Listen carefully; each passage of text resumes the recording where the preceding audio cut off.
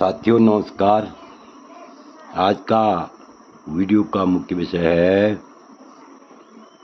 कि जय पराजय योग कैसे होते हैं, अर्थात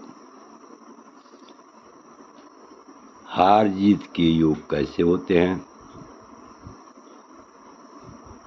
चाहे न्यायालय के क्षेत्र में हो,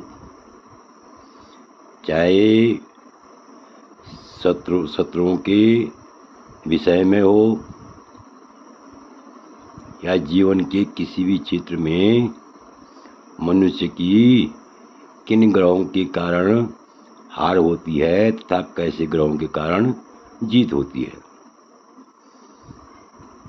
यानी कुंडली में कैसे ग्रह हार कराते हैं, कैसे ग्रह जीत कराते हैं, इस विषय पर हम विस्तार पूर्वक चर्चा करेंगे। तो इससे पहले मेरा आप लोगों से अनुरोध है, यदि आपने अभी तक मेरा चैनल सब्सक्राइब नहीं किया तो अवश्य सब्सक्राइब करने का कष्ट करें, वीडियो को लाइक करें, शेयर करें। तो देखिए यहाँ पर है लिखा हुआ, आयुर्देहादिनाथो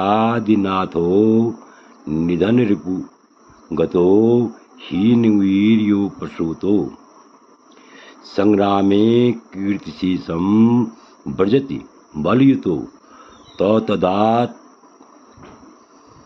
जयाप्तिव्याप्तिम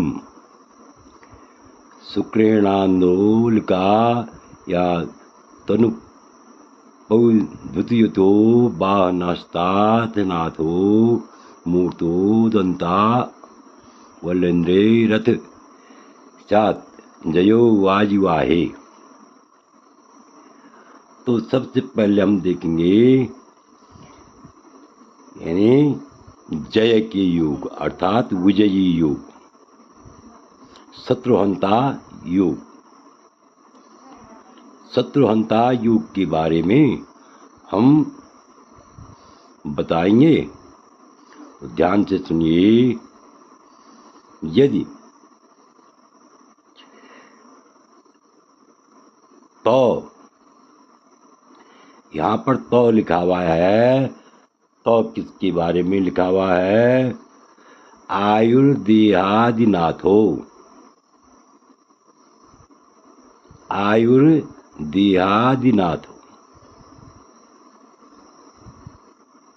यानी लग्नेश और अष्टमेश, लग्नेश और अष्टमेश, ये दोनों का मतलब क्या है? से तो ते, तो द्वितीय विभक्ति है यहाँ पर। यदि किसी जातक के जन्म कुंडली में, किसी जातक की जन्म कुंडली में तो माने लग्नेश व अष्टमेश,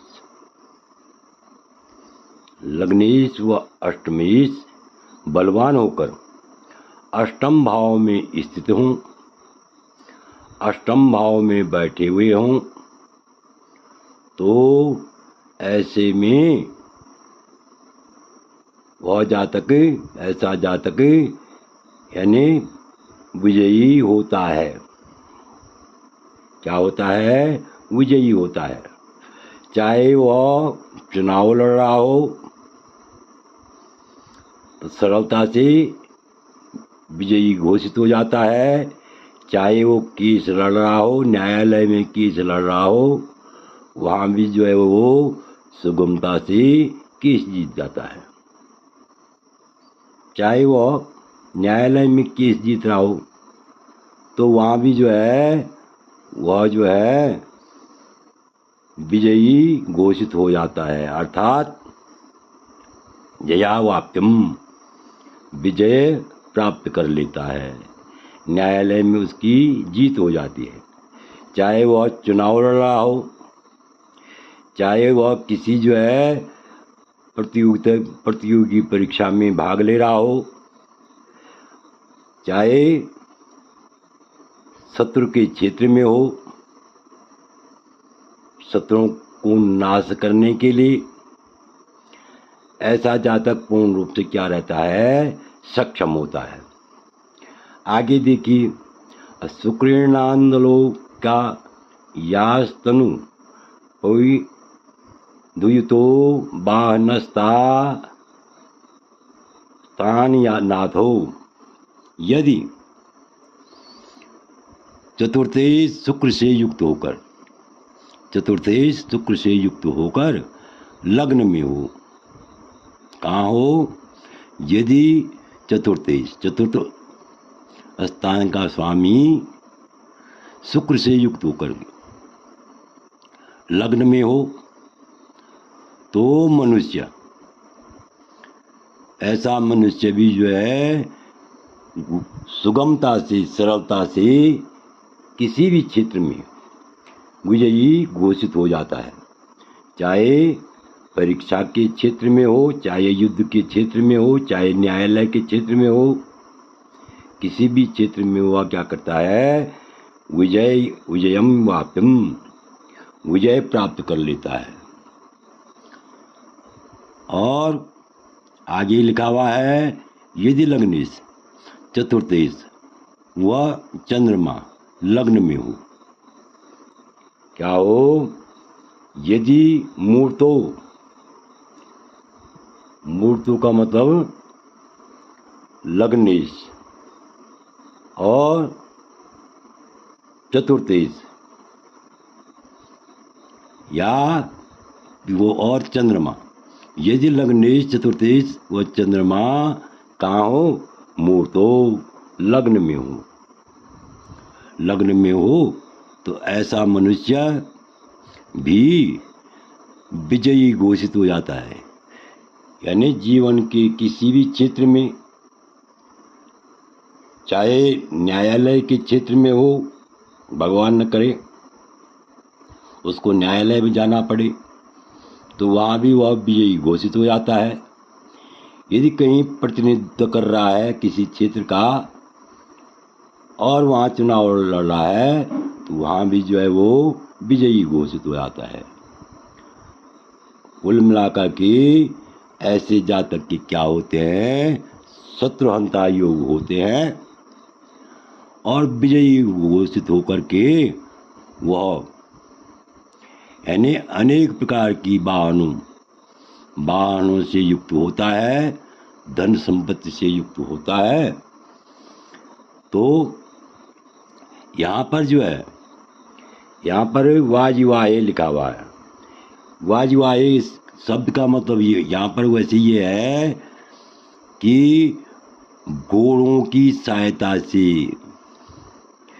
विजय प्राप्त कर लेता है। तो यहाँ पर घोड़ों की, ये प्राचीन ग्रंथ हैं, उस समय हाथी घोड़े ही थे, अर्थात तो इस प्रकार से कहने का मतलब ये है कि कुल मिलाकर के यदि यानी लग्नेश और अष्टमेश अगर बलवान हो, पूर्ण बली हो, लग्नेश से व अष्टमेश बलवान हो करके अष्टम स्थान में हो, तो ऐसा मनुष्य क्या होता है?